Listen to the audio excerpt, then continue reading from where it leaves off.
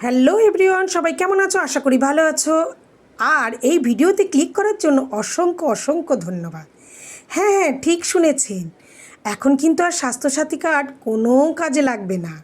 এখন শুরু হয়ে গেছে আয়ুষ্মান ভারত কার্ড, যেটা 5 লাখ টাকা পর্যন্ত কিন্তু আপনারা বিনামূল্যে চিকিৎসা করতে পারবেন।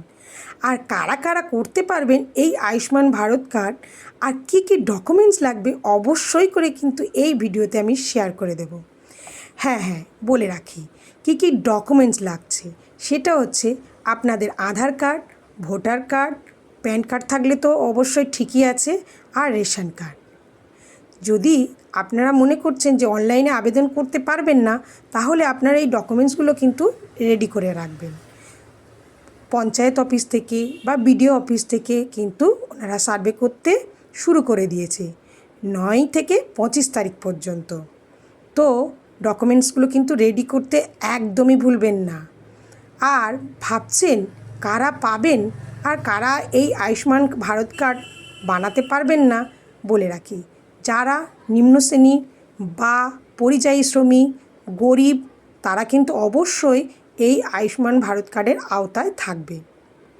হ্যাঁ হ্যাঁ, এই রকম ইনফরমেশান ভিডিও পেতে কিন্তু অবশ্যই আমার চ্যানেলটা কিন্তু ফলো করে রাখবেন, আর প্রচুর প্রচুর করে শেয়ার করে রাখুন, যাতে আপনাদের অনেকেরই উপকার হয় এই ধরনের ইনফরমেশান ভিডিওতে পাওয়ার জন্য। সো চলো এখনকার মতো টাটা করে দিচ্ছি।